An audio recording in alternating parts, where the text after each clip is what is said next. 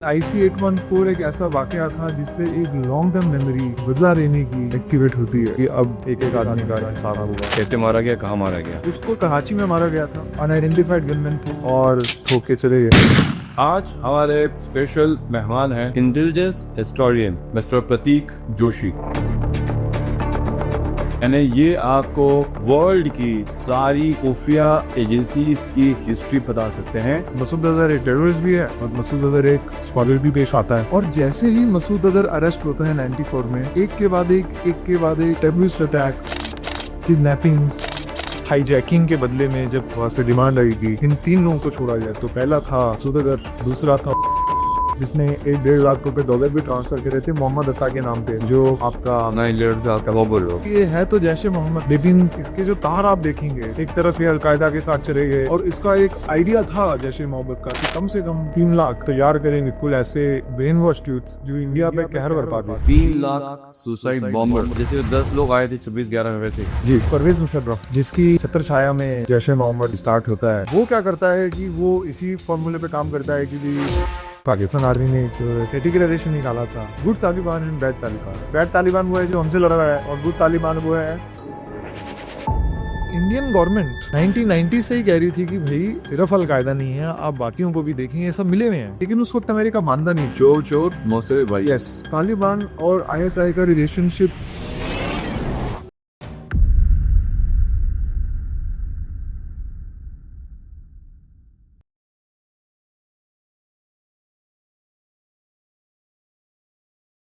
ये बताइए कि भारत की एजेंसीज ने जो अब शुरू किया है, जो मॉसाड बहुत पहले कर चुकी थी, ज़हूर मिस्त्री की जो किलिंग शुरू हुई है, हमने अपने IC-814 के दुश्मनों को जो गिन गिन के उनको ख़त्म करना शुरू किया। कैसे हुआ, कब हुआ, किस तरह हुआ? तो जैदी साहब एक कंसेप्ट निकल के आया, जी। गुमनाम हथियारे, अच्छा। अननोन गनमैन जी। और इसको हम डिनाइबिलिटी भी कहते हैं। और डिनाइबिलिटी यानी? मतलब कुछ ऐसा काम हो जो हो भी जाए जी। और जिसको कोई ओन भी ना करे। अच्छा, अब ये किसने करा है, इस पे बहुत। यानी उंगली हम पर ना उठे। तो डिनाइबिलिटी एक ऐसी चीज है जिसमें काम भी हो जाता है, काम बिल्कुल बुलेट ट्रेन की स्पीड से भी होता है और उसमें काम करने वाले का नाम भी नहीं आता है। तो इसको अननोन, डिनाइबल और गुमनाम इसको कहा जाता है। तो ये ज़हूर मिस्त्री का वाकया। अब ज़हूर मिस्त्री हमने जैसे पढ़ा कि ये एक IC-814 वाला जो एक बहुत दर्दनाक वाकया। आखिर में वो जो हाईजैकिंग जो इंडियन एयरलाइंस की हुई थी, जी जी जी, जो कंदाहार गई थी यहाँ से। बिल्कुल जी, हाँ। बिल्कुल। तो IC-814 एक बहुत, एक बड़ा खतरनाक जैसा इवेंट था, तो एक टर्निंग पॉइंट था। जी। और आमतौर पर हम किसी भी पॉलिसी मेकिंग की एक कार्य प्रणाली को देखें, लेकिन IC-814 एक ऐसा वाकया था जिससे एक लॉन्ग टर्म मेमोरी बदला लेने की एक्टिवेट होती है कि ठीक है, आगे पीछे जो भी हुआ हो, लेकिन ये एक रेड लाइन बन जाती है। और ये ऐसी चीजें हैं जिसमें 20-20, 25-25 साल तक ये एक मेमोरी काम करती है। यहाँ 25 साल हो गए इसको तो मेरे ख्याल से। 25 साल हो गए हैं जी। और अभी तक खबरें आती हैं कि IC-814 से जो कोई रिलेटेड है और कैसे कैसे, तो आते हैं ज़रूर मिस्त्री की कहानी पर। जब ये किडनैपिंग उस हाईजैक में इन्वॉल्व थे, उसके बाद ये छुप गए, इन्होंने अपना आइडेंटिटी में कवर करा और ये कराची में एक जगह जाके इन्होंने क्रिसेंट फर्नीचर करके एक अपनी दुकान खोल ली। तो कहीं ना कहीं उसको लगा था कि वो एक नई आइडेंटिटी ले लेगा। जी। और क्योंकि एक पाकिस्तान ऐसा कंट्री है जहाँ पे ये सब आइडेंटिटी को चेंज करना, एक बहरूपिये की तरह रहना बड़ा आसान है, तो उसको ये लगा कि वो छुप जाएगा। क्रिसेंट फर्नीचर नाम की एक उसने दुकान खोली। कहाँ खोली? कराची में? कराची में, जी। अख्तर कॉलोनी, अच्छा। If I am not wrong. तो ये कुछ 10 साल पहले की बात है कि उसकी लोकेशन का पता लगता है। जी। और जब वो लोकेशन ट्रेस की जाती है तो एक बड़े डीलर को भेजा जाता है उससे दोस्ती करने के लिए, उससे फर्नीचर खरीदने के लिए। तो वो बार बार, वो डीलर हमारा आदमी था। वो जो भी था, लेकिन वो डिनाइबिलिटी वाला एक जी। गुमनाम शख्स था। वो जब शख्स बार बार उससे फर्नीचर खरीदता है, जी। तो वो शख्स क्या करता है, वो फर्नीचर खरीद के वेरिफिकेशन करता है। क्योंकि जो जैश ए मोहम्मद जैसा एक ऑर्गेनाइजेशन है, तो एक बहुत बड़ा जब ऑर्गेनाइजेशन बन जाता है तो उसमें फैक्शंस भी होते हैं उसमें कुछ लोगों को खुंदक भी होती है जी। कि इसने मेरे साथ जुल्म करा तो भी मैं भी इसको सेट करूंगा। अच्छा। तो ऐसा कहा जाता है कि उसके बारे में जो इन्फॉर्मेशन थी वो बहुत 10 साल पहले शुरुआत हुई और धीरे धीरे धीरे करके ये आइडेंटिफाई हुआ कि ये ज़रूर मिस्त्री है। जी। और फिर उसके बाद 2022 में एक प्लान बनाया गया। 2022 एक ऐसा टाइम है जैदी साहब की उथल पुथल हो जाती है अफगानिस्तान में, तालिबान आ जाता है, उधर भी बहुत डिसग्रंटल्ड एलिमेंट्स हैं जो एक्स अफगान आर्मी के सोल्जर्स हो गए, ऐसे लोग हैं जो कुछ भी कर सकते हैं। तो एक कहीं ना कहीं उस सिचुएशन का भी एक बहुत बेनिफिट ऑफ क्या कहते हैं कि मिलता है। जी। और वहाँ से एक एक्टिवेट एक चीज़ शुरू होती है जिसमें ज़हूर मिस्त्री और बहुत से ऐसे लोग जी। जिन्होंने इंडियन आर्मी पे हमले करे, सीनियर इंडियन ऑफिशियल्स को कत्ल किया, टूरिस्ट्स को मारा। लेकिन IC 814 एक ऐसा वाकया बनता है कि ये रेड लाइन तय हो जाती है कि अब एक एक आदमी का हिसाब होगा, जी। जो हिस्ट्री में मेरे स्टडी में तो मैंने तो नहीं देखा था, जी। लेकिन ये एक ऐसा रेड लाइन होता है कि एक एक आदमी को, जैसे ज़हूर मिस्त्री का हुआ। तो कैसे मारा जब उस आदमी ने, डीलर ने आइडेंटिफाई कर लिया? जी। वैसे आपको काफ़ी वक्त लगा आइडेंटिफाई करने में, वहाँ तक जाने में? कुछ चीज़ें उसमें जैदी साहब ऐसा होता है कि जब आदमी आइडेंटिफाई हो जाता है तो ज़रूरी नहीं होता कि उसको फौरन मार दिया जाए, क्योंकि एक एक टैक्टिक्स होता है और एक स्ट्रेटजी होती है। जी। तो जब दोनों की शादी होती है, जी। टैक्टिक्स जो डे टू डे हिसाब होता है, कभी किसी आदमी का मन करे वो एक नेटवर्क आइडेंटिफाई कर लेता, उसका तो मन ये करेगा कि मैं कल ही गेम बजा दूं, to use the, of course, no, of course, that's good.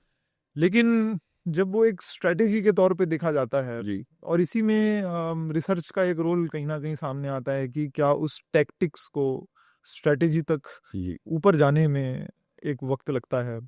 अब इस पे तो हम कुछ कह नहीं सकते कि क्यों इतना वक्त लगा, लेकिन ये था कि जो मिसाइल जब छोड़ी गई तो टारगेट पे लगी। तो कैसे मारा गया था उसे आप एक्सप्लेन करेंगे? मेरे बहुत से दर्शकों को पता नहीं हुआ कि ज़हूर मिस्त्री कौन था, कैसे मारा गया, कहाँ मारा गया।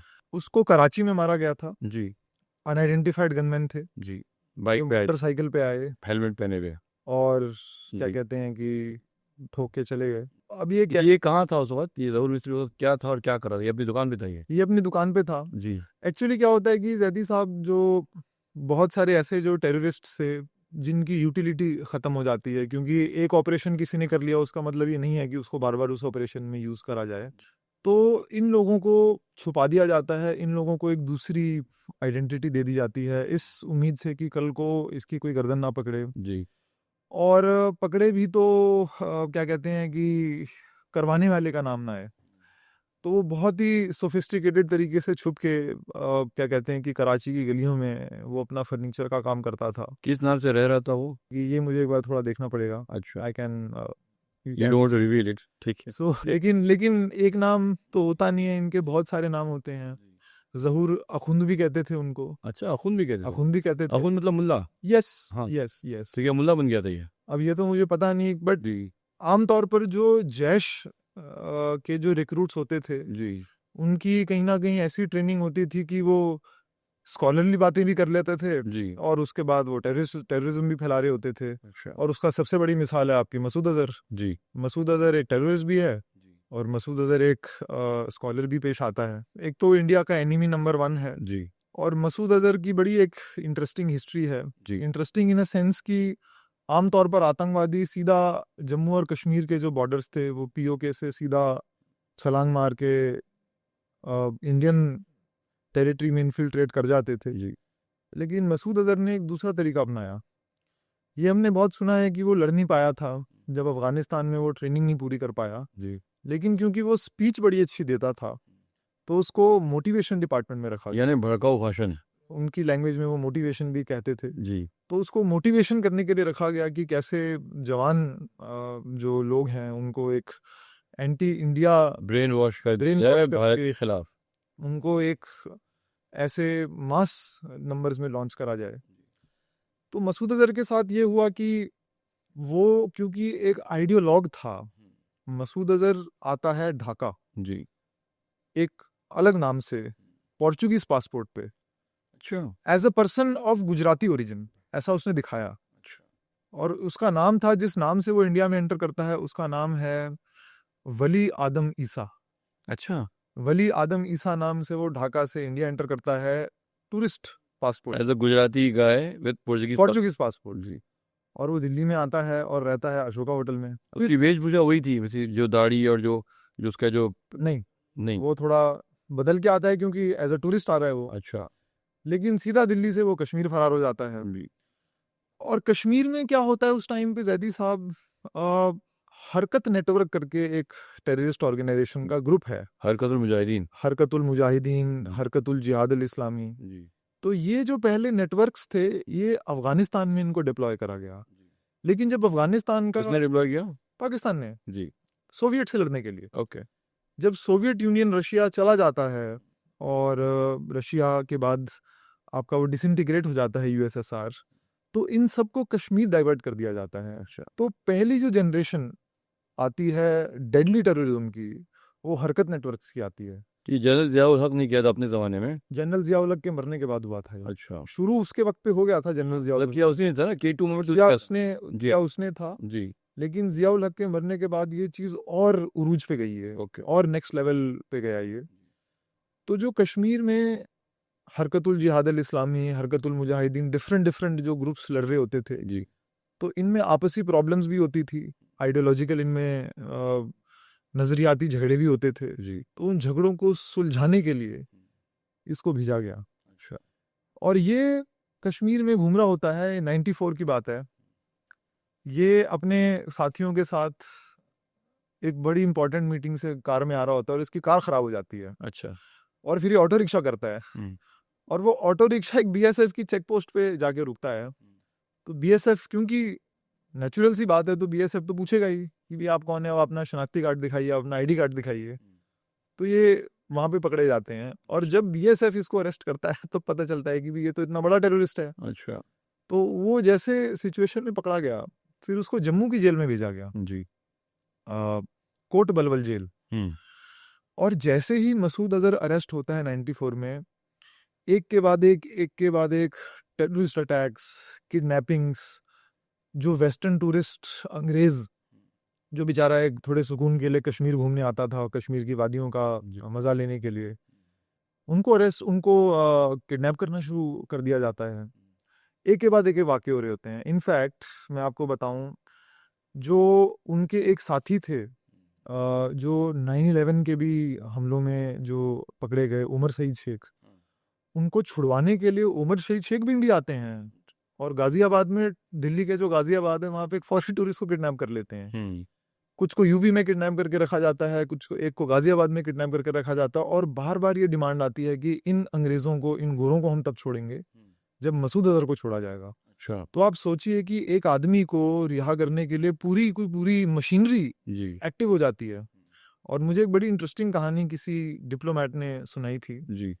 कि जब वो पाकिस्तान में पोस्टेड थे, तो उनके पास बार बार जो पाकिस्तानी वहाँ से गवर्नमेंट का एक रिक्वेस्ट आता था कि एक बड़े मासूम से जर्नलिस्ट हैं जिनको आपने गलती से अरेस्ट कर दिया है। कौन सा जर्नलिस्ट? मसूद अजहर को मसूद को जर्नलिस्ट बोल रहे थे? ऐसा पाकिस्तानी कहते थे अच्छा। कि एक जर्नलिस्ट है, आप प्लीज उसको छोड़ दीजिए, वो बड़ा क्या कहते हैं कि इनोसेंट आदमी है। लेकिन क्योंकि यहाँ पे तो गवर्नमेंट को पता था, वो एजेंसियां उतनी, तो उन्होंने इसका डॉसियर दिखाया नहीं कि ये तो टेररिस्ट है, आदम तो वो तो डॉजियर मानते ही नहीं है। ये एक बड़ी कमाल की बात है। तो इसीलिए उसको छुड़वाने के लिए एक तरफ से ये कहते थे कि उसको छोड़ दो, जर्नलिस्ट को छोड़ दो, दूसरी तरफ से जैसा मैं आपको बता रहा हूँ कि किडनैपिंग्स पे किडनैपिंग्स। और क्योंकि अगर ये लोग अपने नाम पे किडनैपिंग करते तो नाम आ जाता कि ये तो हरकत नेटवर्क के लोग हैं, तो क्या कर देते कि नए नए नाम लाते, अल फरहान, XYZ। अल फरहान, जिन्होंने 6 विदेशी सैलानियों को किडनैप किया था कश्मीर में से 4 की लाश अभी तक नहीं मिली है ज़ैदी साहब। मतलब 6 के 6 मार दिए, एक बच गया था जी। और जो 4 थे, जी, एक को उन्होंने सरासर उसका गला काट दिया था, गला काट दिया था जी। लेकिन उसकी बॉडी मिल गई थी। अच्छा। लेकिन जो 4 थे जी। उनका आज तक नहीं पता। और उसमें से, और इसको मैं रिलेट करूंगा एक ग्लोबल पिक्चर से जी। उसमें से एक डोनाल्ड हचिंग्स करके एक साइकियाट्रिस्ट होते थे जो यूएस से आए थे घूमने के लिए, जी। जिनकी बॉडी, जिनकी अभी तक कोई खबर नहीं है, 30 साल हो गए हैं इस वाक़े को। डोनाल्ड हचिंग्स की, डोनाल्ड हचिंग्स के एक बहुत क्लोज मित्र थे, दोस्त थे जी, डॉक्टर मिचेल करके, जी। वो यूएस एयरफोर्स में साइकियाट्रिस्ट होते थे। अच्छा। और अपने दोस्त का किडनैप होना और ऐसे गायब होना और मारा जाना, उनको इतना उनके दिल को इतना दर्द हुआ उससे जी। कि जो आपका इंटेरोगेशन मैनुअल्स जो डेवलप की गई जी। सीआईए CIA की, हाँ हाँ। सीआईए ने जो पूरा एक टॉर्चर टेक्निक जो डेवलप करी, जी। वो इन्होंने ही करी थी, डॉक्टर मिचेल ने। डॉक्टर मिचेल ने। और उस गुस्से में, उस प्रतिशोध की भावना में कि मेरे मित्र को इन आतंकवादियों ने किडनैप किया है, जी जी जी जी, उन्होंने एक बाकायदा टॉर्चर मैनुअल बिल्कुल फॉर्मुलेट किया है। बिल्कुल अच्छा। बिल्कुल। और वो इतना खतरनाक टॉर्चर मैनुअल था क्योंकि डॉक्टर मिचेल एक आइडिया लेके आए। जी। डॉक्टर मिचेल ने कहा कि यार ये जो लोग हैं ना, ये ऐसे तो मानेंगे नहीं। जी। और डॉक्टर मिचेल को ये यकीन था कि इन्होंने जो यूएस स्पेशल फोर्सेस हैं उसके मैनुअल्स चुरा लिए हैं। तो इनको ये पता चल गया है कि यूएस स्पेशल फोर्सेस जो इलीट उनका जो फोर्स है वो काम कैसे करता है। जी। तो उस आइडिया से और उनकी जो पर्सनल लाइब्रेरी थी उसमें जब ये पता लगा जाके कि ये पढ़ क्या रहा है आदमी जो इतने खतरनाक टॉर्चर टेक्निक्स यूज कर रहा है, डेवलप कर रहा है, ये पता चला कि वो साइकियाट्री भी पढ़ रहे थे और जो टेररिज्म भी पढ़ रहे थे। और ख़ासकर जो ये आपका जो पाकिस्तान और आपका ये वाले एरिया में जो टेररिज्म फैला, जी। ये उसको पढ़ के उसकी टेक्निक्स को उन्होंने फिर आपका क्या एक दो टेक्निक्स बताएंगे उनकी, आप क्या था उनकी CIA टॉर्चर मैनुअल? बहुत ही खतरनाक वो होते थे, जिसमें से सबसे फेमस वाटर बोर्डिंग हुआ करता था जो बहुत कंट्रोवर्शियल हुआ। एक्सप्लेन कीजिए ना क्या था? आदमी को लिटा देंगे पूरा, जी। और उसकी, अगर मैं सही हूँ तो उसकी नाक पे जी। पानी, उस पे पानी की तेज से पानी के बहाव, हाँ पानी का बहाव आता रहेगा। हाँ, तो ये और वो सुनने सांस नहीं ले पाएगा। सांस नहीं ले पाता था। हाँ। और उसके बाद कुछ ये भी होते थे कि बहुत सॉलिटरी कन्फाइनमेंट में, ऐसा मतलब जो अकेले उसको बिल्कुल दूर, शोर से दूर, जो गुआंटानामो बे वगैरह में ये लोग करने लगे थे जो। बिल्कुल। हाँ हाँ हाँ। दूसरा होता था कि ऐसे बक्सों में बंद करके रख देंगे टेढ़ा मेढ़ा करके इंसान को दिनों दिनों तक, महीनों महीने तक। तो आप सोचें कि किसी का भी हाल खराब हो जाए। ये सब इनका बनाया हुआ टॉर्चर मैनुअल है। Yes yes yes. और ये कश्मीरियों के बाद हुआ जब कश्मीर में। ये आपका अलकायदा के बाद 9/11 के बाद अच्छा। ये टॉर्चर टेक्निक्स यूज में आई। लेकिन जी। वो जो टॉर्चर टेक्निक्स उन्होंने डेवलप करी वो 95 में जो उनका दोस्त, जो 6 जो लोगों को कश्मीरियों ने किडनैप किया था, Yes, अल yes, फारान ने। बिल्कुल बिल्कुल, जी। अल फारान भी वही था, हम्म। लेकिन वो दूसरे दूसरे नामों से आता था। अच्छा। क्योंकि अल फारान को ये नहीं बताना था कि हम तो मसूद अजहर के दोस्त हैं। इनका ये एक और साथी होता था, उसका नाम था मुश्ताक जरगर। मसूद अजहर का। यस। जी। हाईजैकिंग के बदले में जब वहां से डिमांड आई कि इन 3 लोगों को छोड़ा जाए, तो पहला था मसूद अजहर, दूसरा था उमर सईद शेख, जिसने 1-1.5 लाख रुपए डॉलर भी ट्रांसफर करे थे मोहम्मद अत्ता के नाम पे, हाँ। जो आपका 9/11 का 9/11 का बॉम्बर का ये। बॉम्बर था। हाँ। तो वो तो था ही आपका। जी। तीसरा था मुश्ताक जरगर। जी। मुश्ताक जरगर का नाम अभी हाल ही में जो पहलगाम अटैक्स भी हुए हैं, उसका नाम अभी फिर से आया है अच्छा। कि जो ओवर द ग्राउंड वर्कर्स को, ये जो 24 लोग जब भी मारे गए थे, यस, इसमें मुश्ताक जरगर का नाम है। मुश्ताक जरगर का नाम आया है, ऐसा खबरों में आया है। तो मैं आपको यही कहना चाह रहा हूँ कि ये है तो जैश ए मोहम्मद, लेकिन इस ग्रुप में जी। इसके जो तार आप देखेंगे कहाँ कहाँ तक, एक तरफ ये अलकायदा के साथ चले गए, दूसरी तरफ ये कश्मीर में आ गए, कैसे ये ग्लोबल। और इसका एक आइडिया था जैश ए मोहम्मद का कि कम से कम 3 लाख तैयार करें, बिल्कुल ऐसे ब्रेन वॉश्ड यूथ जो इंडिया पे कहर बरपा दे। 3 lakh suicide bomber, fighters cum suicide bombers दोनों। जैसे 10 लोग आए थे 26/11 में, वैसे जी बिल्कुल, ऐसे 3 लाख तैयार किए जा रहे साइन का एक प्लान था जो बाद में हमने सर्जिकल स्ट्राइक में खत्म किया लोगों को। ये वही लोग हैं। जी जी जी, हाँ। 3 लाख, ऐसा प्लान था उनका। मतलब मसूद, एक इनपुट है ये हमारी एजेंसीज की इनपुट है? ये मैंने कम से कम इसको 4-5 सोर्सेज से वेरीफाई करा है। तो ये एक मेरा एज अ हिस्टोरियन और जी। एज अ रिसर्चर मैं काम करता हूँ जैदी साहब। मैं 5 सोर्सेस जो होते हैं, जी। हमारा सोर्स, हमारे दोस्तों का सोर्स और हमारे दोस्तों के दोस्तों का सोर्स, जी। मैं वो 3 सोर्सेस को मैच करता हूँ। उसके बाद मैं इस नतीजे पे पहुंचता हूँ कि अगर 5-6 लोग इसको अथॉरिटी पे जो बैठे हैं, तो वो जब होगा तो बिल्कुल ऐसा ही होना चाहिए। और एक और बात मैं इस पे कहूँ कि जैश ए मोहम्मद कब लॉन्च होता है आपका, जब 99 में आपका ये हाईजैकिंग के बाद जब ये छूट के ये तो हीरो बन जाता है वहाँ पे मसूद अजहर। कि मैं तो इंडिया की नाक के नीचे से निकल के मैं तो मज़ा चका के आ गया। और इसको जैश ए मोहम्मद शुरू करा जाता है 2000 के आसपास। और जैश ए मोहम्मद के आप अटैक्स देखें, पार्लियामेंट पे अटैक हो गया या फिर लेजिस्लेटिव असेंबली पे बॉम्बिंग हो गई, तो वो एक अटैक्स को नेक्स्ट लेवल पे ले जाते हैं। लेकिन उसी टाइम पे जब 9/11 भी होता है जी। तब अमेरिकन एक बहुत स्ट्रॉन्ग कंडीशन लाते हैं पाकिस्तान पे कि आप अपने टेररिज्म को कंट्रोल करेंगे और आप एक सेपरेशन करेंगे कि आप अलकायदा के जो एलिमेंट्स हैं उसको आपको मारना है, बाकी को आप जो करना है करें, वो हम बाद में देखेंगे। लेकिन अभी जो अलकायदा है, जो उस हमा बिन लादेन वाली आइडियोलॉजी जो इन्फिल्ट्रेट कर रही है आपकी कंट्री में, आपको उसको ख़त्म करना है और आपको उसमें हमारा साथ देना पड़ेगा, आपको अच्छा लगे या ना लगे। जी। लेकिन अब ये सेग्रीगेशन करना जैदी साहब की लश्कर अलग है और अलकायदा अलग है, चलो, तो हमेशा से उनको जो उनका दुश्मन होता है उनका दुश्मन है, बिल्कुल। बाकी की और दुश्मनी का उनको इस बार की परवाह नहीं होती है, ये तो उनका और साथ रहा हमेशा से। सबसे बड़ी प्रॉब्लम ये हो जाती है कि परवेज मुशर्रफ, जी। जिसकी छत्र छाया में आपका जैश ए मोहम्मद स्टार्ट होता है, जी। वो क्या करता है कि वो इसी फॉर्मूले पे काम करता है कि भी जो जैश है वो जैश रह जाए, हाँ। जो अलकायदा है वो हमें दे दो। और इस चीज़ से जैश के कुछ एलिमेंट्स इतना नाराज हो जाते हैं कि मल्टीपल अटेम्प्ट्स होते हैं आपका मुशर्रफ पर। अच्छा। मुशर्रफ पर जो बॉम्बिंग्स होती हैं और इसमें पता चलता है कि ये तो इनके आर्म फोर्सेस के लोग इन्वॉल्व हैं, पाकिस्तान के आर्म। यस। और एक जर्नलिस्ट जो इसको डॉक्यूमेंट करता है जिसका नाम होता है सलीम शहजाद, जी। उसको इस चीज़ को डॉक्यूमेंट करने पे मर्डर कर दिया जाता है। मतलब उसने क्या डॉक्यूमेंट किया था? कि जो इन्फिल्ट्रेशन जिस लेवल पे जा चुकी है पाकिस्तान आर्म फोर्सेस में, जी। वो बहुत अलार्मिंग है।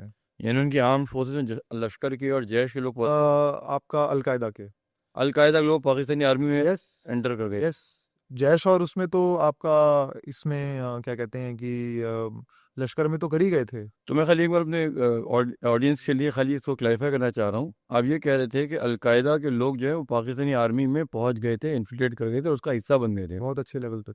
जो परवेज मुशर्रफ को पता चल गया था। जी सलीम शहजाद जो वहाँ का एक लेखक है या राइटर जर्नलिस्ट, जी जी उसने उसको लिखा। जी फिर क्या हुआ?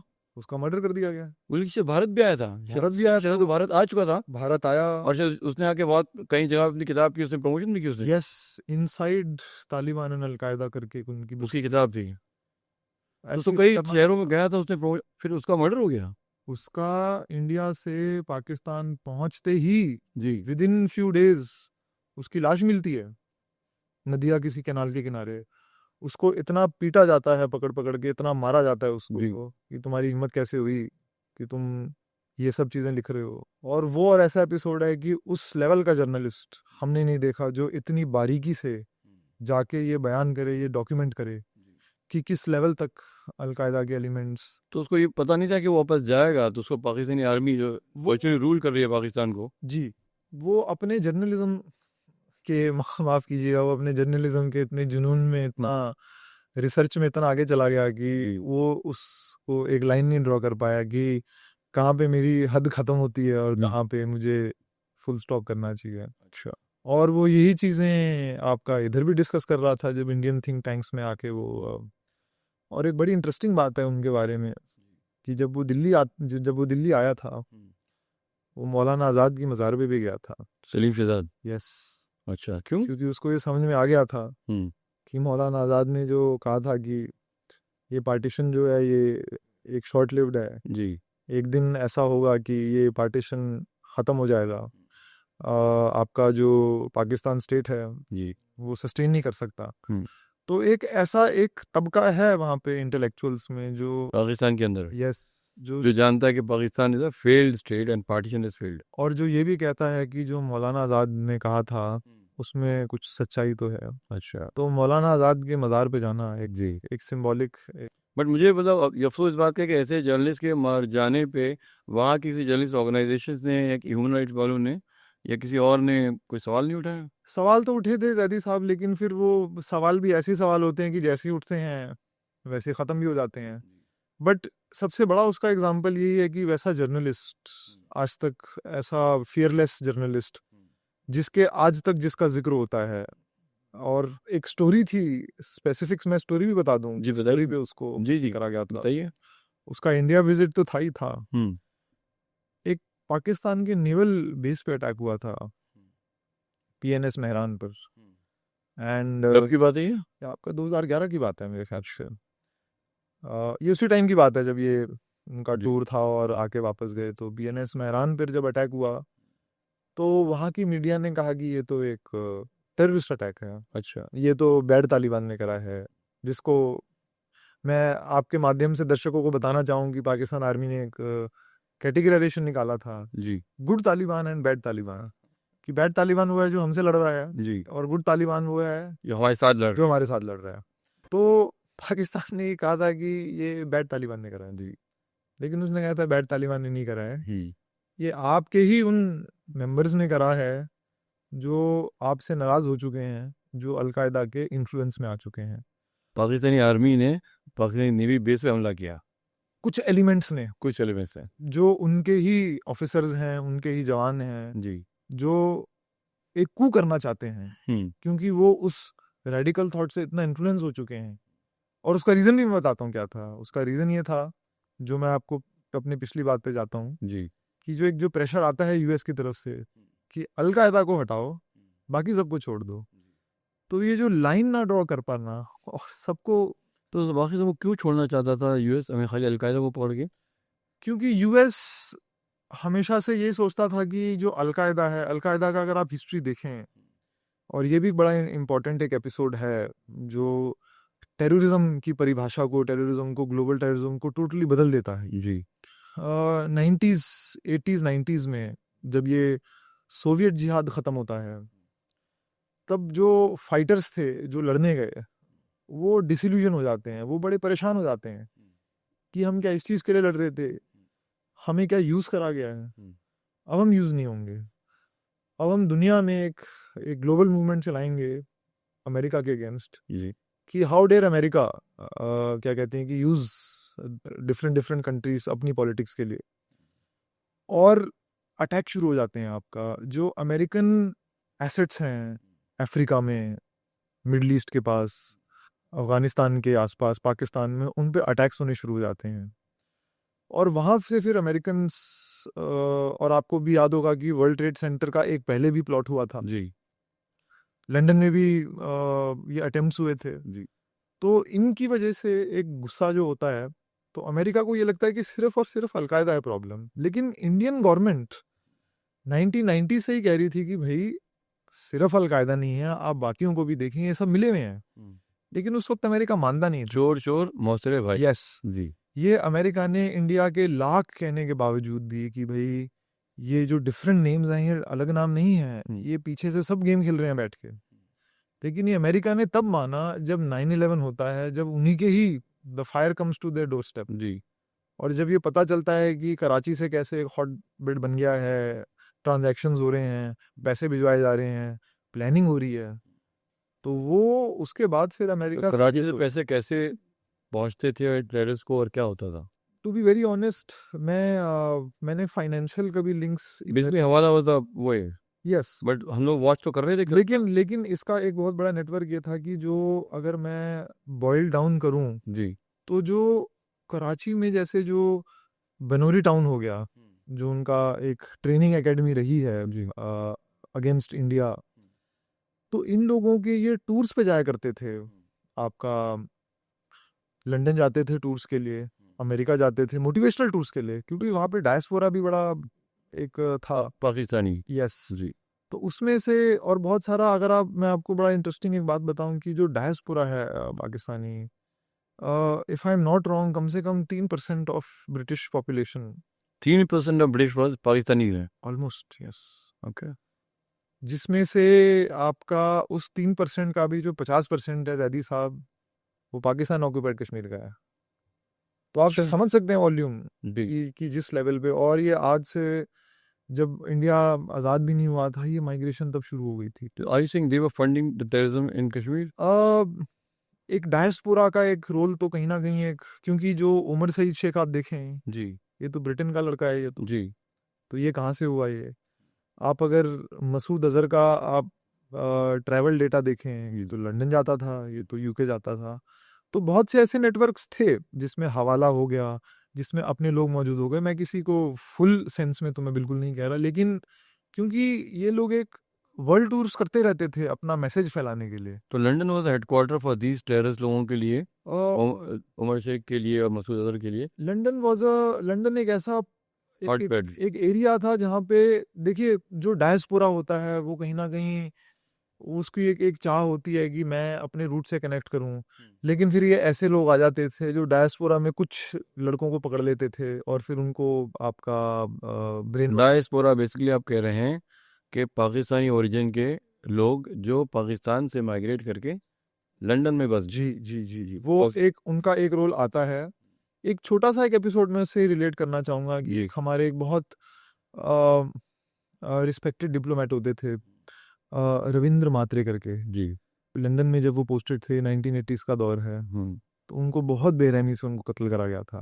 रविंद्र महात्रे जी का रविंद्र मात्रे कैसे जी, किसने? यही लोगों ने, आपका जो Jammu and Kashmir liberation front के जो लोग थे, जी तो उन्होंने कैसे उनको ट्रैक करा, और वो अपनी बेटी के लिए मतलब डिप्लोमेट थे वो डिप्लोमेट थे। तो wasn't having securities। लेकिन वो वक्त ऐसा था, जैसे मैं आपको बता रहा हूँ, कि लंदन जी में इनकी गतिविधियां बढ़ चुकी थी। जी तो Jammu and Kashmir liberation front के कुछ एलिमेंट्स का एक तार जुड़ा हुआ था वहां पे, लंदन में। और उन्होंने पता नहीं कैसे रविंद्र मात्रे जी को आइडेंटिफाई करा।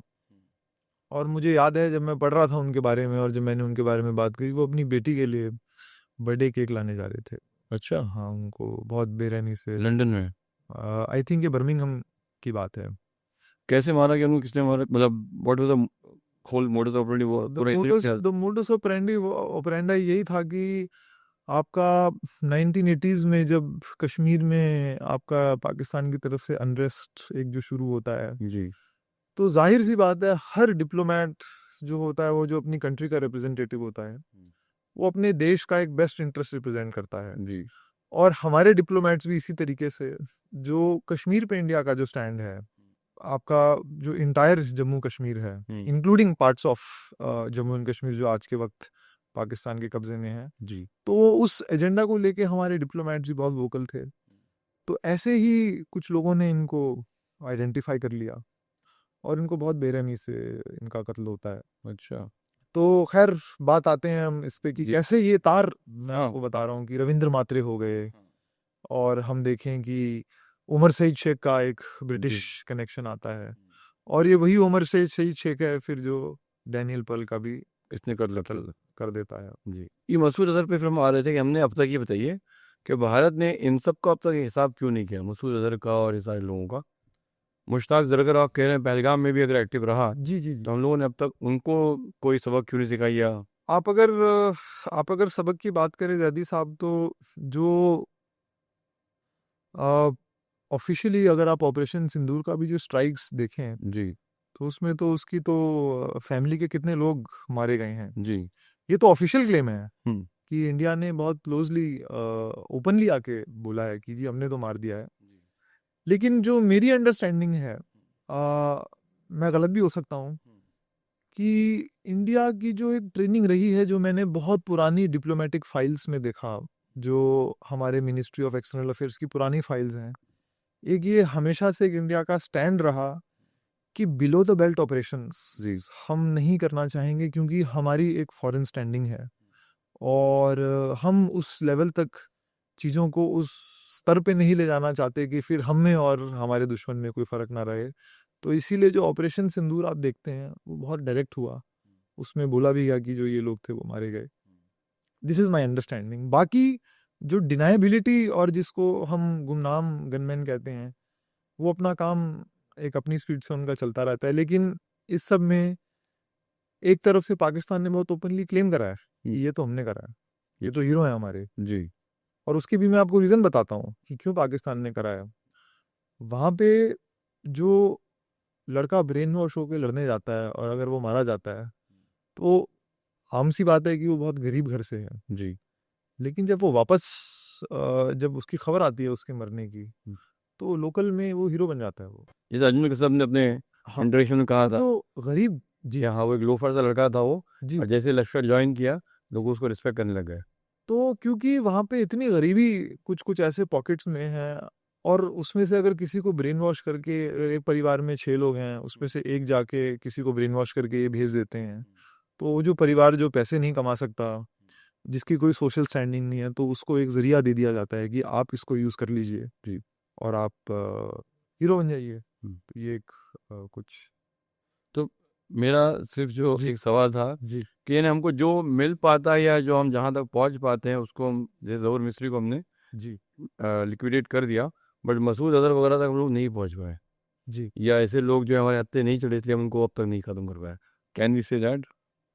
मैं ये तो नहीं कहूँगा कि पता नहीं चल पाया, क्योंकि अगर आप मतलब आप क्योंकि लाहौर में उसके घर के बाहर तो हमला हुआ था, जी और वो हाफिज सईद के हाफिज सईद के। जी तो जब ऐसा हो सकता है उसके घर के बाहर हमला हो सकता है, जी घर के अंदर क्यों नहीं हो सकता? कुछ लार्जर स्ट्रेटेजी गेम्स होते होंगे जो स्ट्रेटेजी बनाने वालों को ही पता है, हम तो यही उस पे कंक्लूजन दे सकते हैं। जी लेकिन उसके हैविंग सेड दैट, जी जो जो इंडिया ने मैसेज दिया और जो इंडिया ने कैपेबिलिटीज को डेमोन्स्ट्रेट करा, वो इस वो कहीं नहीं दिखाता है कि ये पता नहीं है कि कौन कहाँ पे है। जी। लेकिन वही वाली बात है जो टैक्टिक्स और स्ट्रेटेजी पे आ जाती है कि क्या कहते हैं कि आपका कब नल बंद होगा और कब पाइपलाइन बंद होगी, तो उसका एक सफ़र है जो आप एज ए रिसर्चर और मैं एज ए रिसर्चर उसकी तलाश में है। IC-814 के जितने मुजरिमों को अब तक हमने इंसाफ तक पहुंचा दिया, बहुत सारे, सच में हमें बहुत सारे, कितने, कुछ तो नंबर बताइए, कुछ तो नाम बताइए, हम्म, और कब, कहाँ है, किस तरह कुछ। देखिए 10 तो मुझे पता है, जी लेकिन उसके बाद अगर आप पूछें कि जो मेन आदमी है जी उसका हिसाब कब होगा, जी। ये तो वक्त बताएगा। तो ये 10 में किसको, इसको कहाँ कहाँ, मतलब चलिए आई मीन आइडेंटिटी ना बताइए, जी, बट किस किस तरह हुआ जैसे। तो ये 3 मेन शहर हैं जी आपका, पेशावर, जी। कराची, हम्म। लाहौर। तो यही आपके नर्व सेंटर्स होते हैं, फाइनेंस यहीं पे होता है, आपका रिक्रूटमेंट पैटर्न्स यहीं के होते हैं, सरकार यहीं पे होती है, और यहीं पे लोग छुपे होते हैं। अच्छा।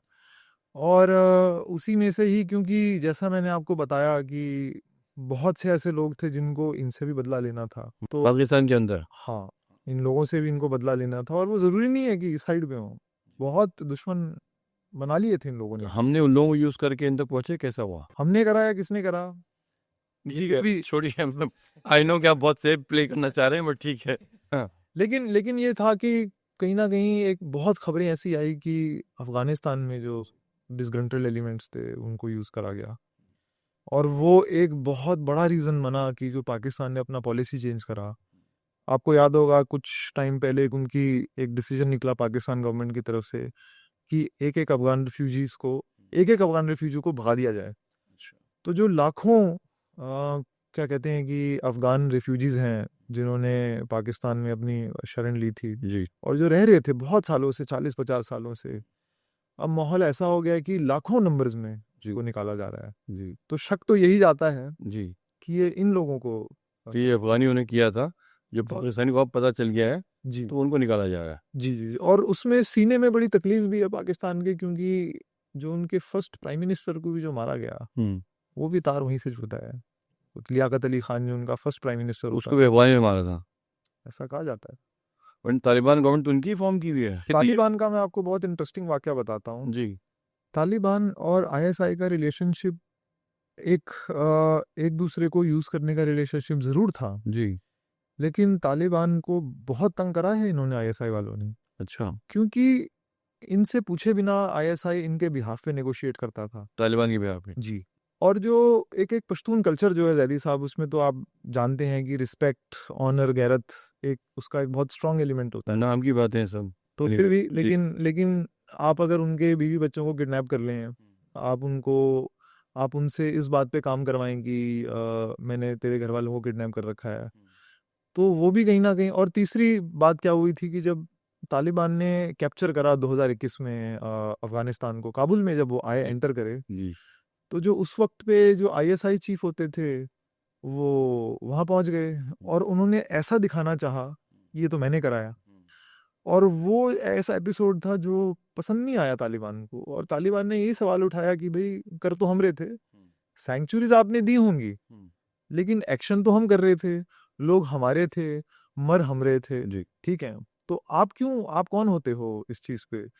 और पाकिस्तान का एक ये गेम प्लान ये था कि पाकिस्तान को बड़ी खुंदक थी कि पाकिस्तान का एक ये स्ट्रेटेजी थी कि सारा जो टेररिज्म पाकिस्तान में हो रहा है वो इंडिया करवा रहा है आपका अफगानिस्तान को यूज़ करके। अच्छा और पाकिस्तान ब्लेम करता था बार बार कि आपकी तो 4 कॉन्सुलेट्स हैं, आपकी एम्बेसी है काबुल में, कंदाहर में आपकी प्रेजेंस है, जलालाबाद में आपकी प्रेजेंस है, ठीक है, आप हेरात में भी हैं, आप मज़ार शरीफ में भी हैं, तो आप उन एरियाज़ को यूज़ करके आप पाकिस्तान को डिस्टेबलाइज कर रहे हैं। जी तो इस वजह से इन्होंने वो स्पीड अप भी करवाया कि जब ये ख़त्म हो जाएगा, पर आज आप रिलेशनशिप देख लीजिए तालिबान की और पाकिस्तान की, it is not a good relationship. But सुना था कि कुलभूषण जाधव को तो तालिबान ने ही पकड़ के आईएसआई के हवाले किया था ना।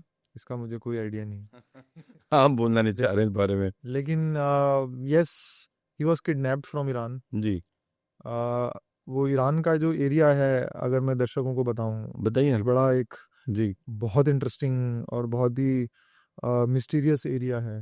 उसको कहते हैं सीस्तान बलूचिस्तान। सीस्तान जो बॉर्डर पे है, जी, पाकिस्तान के बॉर्डर पे सीस्तान। जी हाँ तो जैसे पाकिस्तान का एक पार्ट है बलूचिस्तान, वैसे ही सीस्तान बलूचिस्तान। जी और वहाँ पे क्या कहते हैं कि बॉर्डर एरियाज पे के आसपास से जो रिपोर्ट हम पढ़ते हैं कि उनको किडनैप करके यहाँ लाया जाता है एंड फिर उनको स्केपगोट बना दिया जाता मतलब सीस्तान वाज अ प्लेस जहाँ पे Kulbhushan was very safe, considered to safe because वो ईरान के अंदर है है। जी, और he can always cross over to Pakistan Balochistan के बट थ्रू। वो ऐसा भी एरिया था जैदी साहब जो बहुत पाकिस्तान की तरफ से इन्फिल्ट्रेशन जहाँ पे होती रही है, और ईरानी बहुत परेशान हैं इरानियंस वहाँ से। सीस्तान से ही और बस क्रॉस बॉर्डर स्मगलिंग में बहुत कुछ हो रहा है वहाँ जी जी जी पे। और वो ईरान एक जैसे एक जो कंट्री है, वो वाला एरिया थोड़ा वहाँ पे लोगों के गिले शिकवे हैं ईरानियन स्टेट से, तो पाकिस्तान बार बार उस एरिया को यूज़ करके थोड़ा ईरानियों को मुश्किल वक्त देता है, और ये बार बार ईरानियों बट ने ईरानी पाकिस्तानी तो दोनों बहुत दोस्त हैं, अच्छे दोस्त हैं। तो दोस्त भी हैं, लेकिन जब अपनी इनको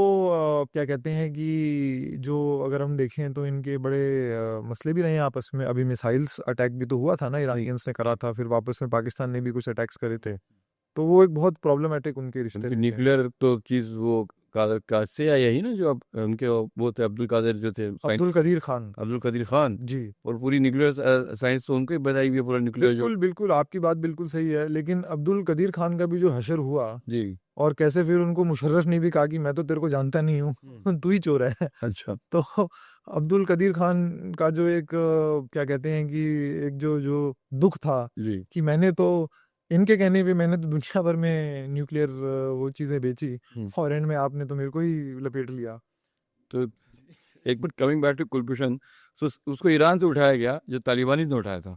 तालिबान का प्रेजेंस नहीं है वहाँ पे। तालिबान का ऑफिस तेहरान में है सर, पूरे वर्ल्ड में, और काबुल के अलावा तालिबान का एग्जिस्ट करता है तो तेहरान में उनका ऑफिस। डेफिनेटली, जी that is that's the only other उनका एक presence city in the world जहाँ तालिबान का एक ऑफिशियल ऑफिस है। जी जी, डेफिनेटली जी एक प्रेजेंस है, बट एट जी द सेम टाइम जो एरिया से उनको किडनैप करा गया उसमें इनको तालिबान की जरूरत नहीं है। जी वहाँ पे उनके अपने होम ग्रोन लोग हैं, जिसको आप जुंदुल्ला कहते हैं, जी जिसको आप जैशुल अदल कहते हैं, जी तो वो क्या कहते हैं कि आपका वो एक बहुत नेटवर्क उनका इरिस्पेक्टिव ऑफ तालिबान एग्जिस्ट करता है, जिस वो ये ईरानियन टेररिस्ट हैं, जुंदुल्ला और जैश अदल, ये यस, ईरानी ओरिजिन के टेररिस्ट हैं जो सलफी डॉक्ट्रिन रखते हैं। और जिनको ट्रेनिंग पाकिस्तान में मिली, अच्छा, कराची में, कराची में। बिनोरी टाउन अच्छा स्पेसिफिक, जी जी अगर कोई गूगल करना चाहे तो। जी जी, वो तो लोग कर लेंगे। जी, तो यानी इन लोगों ने कुलभूषण को वहाँ से उठा के कराची में ऐसे के हवाले किया। कोई भी हो सकता है, ये तो एक एग्जांपल मैं दे रहा हूँ कि जो जी पाकिस्तान का एक इनग्रेस या फिर उनका इन्फ्लुएंस है उन चीज़ों पे।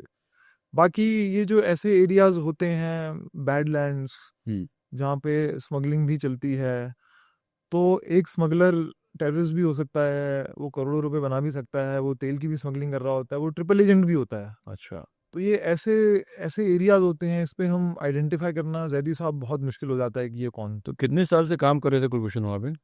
इसका मुझे कोई आइडिया नहीं है। तो मैं जानना चाह रहा था कि इलियास कश्मीरी के बारे में थोड़ा सा, जी कि सुना था कि इलियास कश्मीरी को जैसे ट्रैक डाउन किया, बहुत इंटरेस्टिंग था वो। तो वो बयान करता है थोड़ा सा। तो जैसा हमने कश्मीर पे बात करी, जी तो एक इलियास कश्मीरी का नाम आता है जो एक पाकिस्तानियों में एक लेजेंड बन जाता है, जी। और वो एक कमांडो टाइप उसकी एक इमेज होती है। हम्म और ये भी आपका मसूद अजहर के जो दोस्ती यारियां हैं, ये हम्म। उसमें से एक होता है, इलियास कश्मीरी। इलियास कश्मीरी। और इलियास कश्मीरी आपका सन 2000 की बात है। ये वही टाइम है जब आपका ये हीरो बन के आता है, पाकिस्तान लौटता है, हम्म। और एकदम जैश आपका, मसूद जब जब पाकिस्तान पहुंचते हैं। जी। और जैश ए मोहम्मद और उसके सिस्टर ऑर्गेनाइजेशन से एकदम कॉन्फिडेंस से इमर्ज करते हैं। 2000 की बात है आपका जम्मू एंड कश्मीर में। इलियास कश्मीरी एक 17th मराठा लाइट इन्फेंट्री के एक सोल्जर थे, भाऊ साहेब तालेकर करके। हम्म ये इतनी बर्बरियत का काम करता है कि भाऊ साहेब जो एक अपने 20s में थे, वो हम्म उनका गला काट के हम्म एलओसी से पार करके ले जाता है, हम्म और गाड़ी में हम्म। उसको पूरा राइड करते हुए ले जाता है। एलओसी क्रॉस करते हुए एलओसी किसी ने रोका नहीं उसको? किसी ने नहीं रोका। और ये वहां पे एक पाकिस्तान के अखबार में फोटो भी आती है उसकी, उस कटे हुए इंडियन जवान ऑफिसर का के सर साथ। यस, इलियास कश्मीरी की। यस। और वो सर लेके पूरा गाड़ी में क्या कहते हैं कि लेके पूरे रास्ते से जाते हुए वो परवेज मुशर्रफ को थाली में पेश करता है, और उसके रिस्पॉन्स में उसको 1 लाख रुपए कैश दिया जाता मुशर्रफ देता है उसको 1 लाख है। रुपए। ये भाऊ साहब तलेकर कहाँ थे उस वक्त जो उसको नौशेरा, नौशेरा में जम्मू एंड उसको? कश्मीर।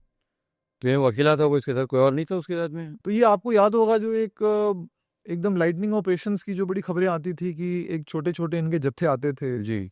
जो इंडियन सोल्जर्स के जो पोस्ट से अराउंड द एलओसी, हम्म, उस पे ये अटैक करके एकदम फ्लाई बाय नाइट ऑपरेशंस जो होते थे कि एकदम आए, जी।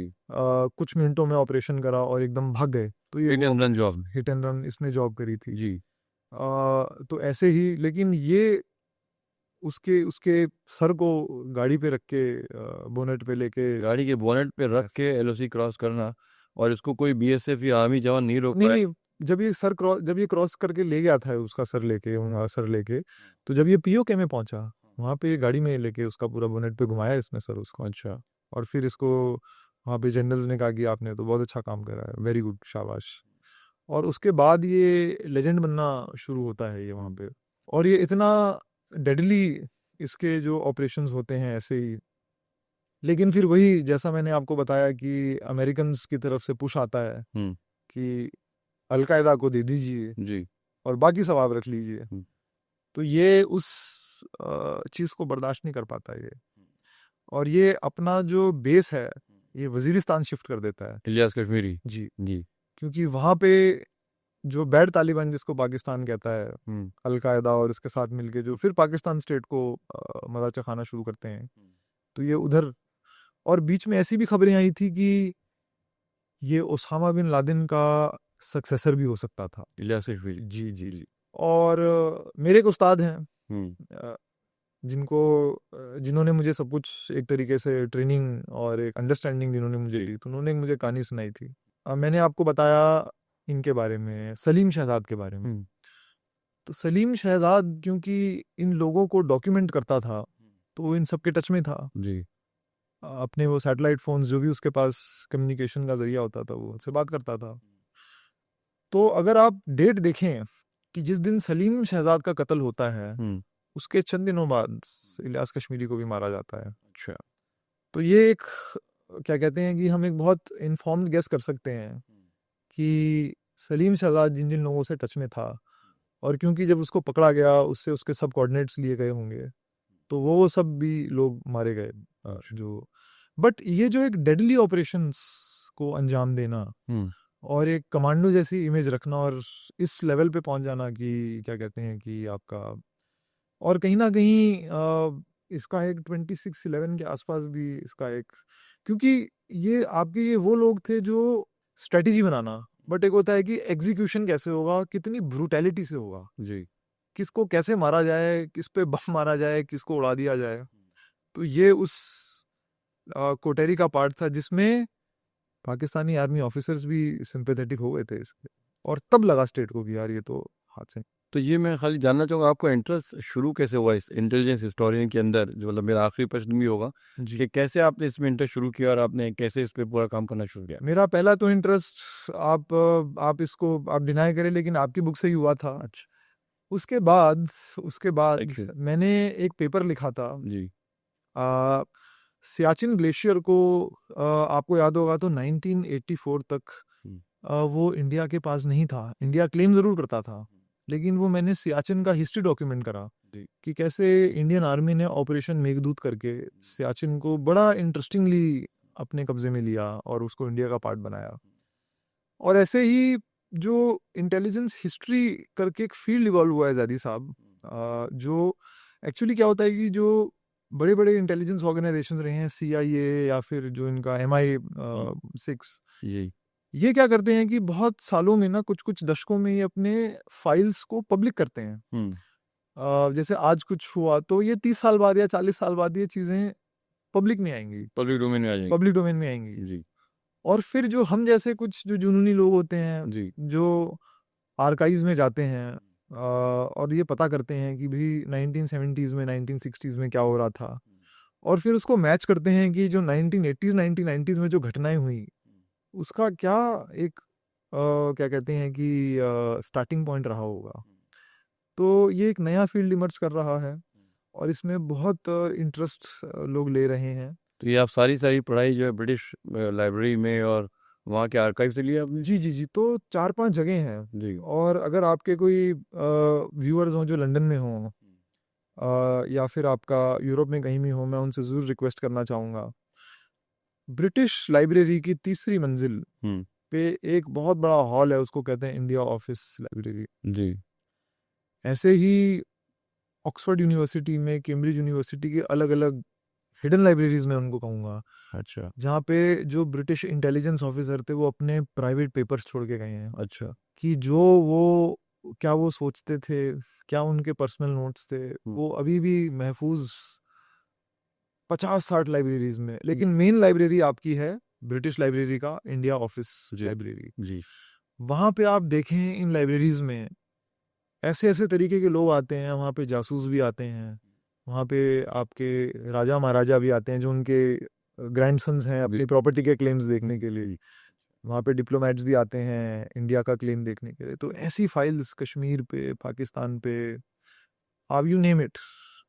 तो मैंने पीछा भी करा है वहाँ पे बहुत लोगों का। अच्छा। तो फाइल्स देख के वो किधर जाते थे, कैसी मीटिंग्स करते थे, out of my passion of course. जी। बट कहीं ना कहीं जो ये कुछ अंडरवर्ल्ड पे जो एक मेरा इंटरेस्ट आया पढ़ने के लिए कि कैसे पर्सनालिटीज मैच करती हैं आपके जो अपने कारनामों को अंजाम देते हैं, तो मैंने भी वो स्टाइल अपने काम में लाया वो मैं। थैंक यू प्रतीक, Thank और you, बहुत sir. शुक्रिया Thank you, आपकी कहानियाँ शेयर करने के लिए। दोस्तों, आपने देखा कि प्रतीक जो है वो लोग बता रहे हैं कि जो लोगों को इस किस्म की खुफिया मालूमात चाहिए वो ब्रिटिश लाइब्रेरीज में जाएं, ऑक्सफोर्ड में, कैम्ब्रिज के उन छुपे हुए महफूज पन्नों को जो उनके एजेंट्स छोड़ गए हैं, आप उनको पढ़ेंगे, उनको आपको इस किस्म के कारनामे मिल जाएंगे। बहुत बहुत शुक्रिया आपने और इस मुलाकात को देखा। तब तक आप अपने कमेंट सेक्शन में बताइए कैसा लगा आपको। बहुत बहुत धन्यवाद। Thank you.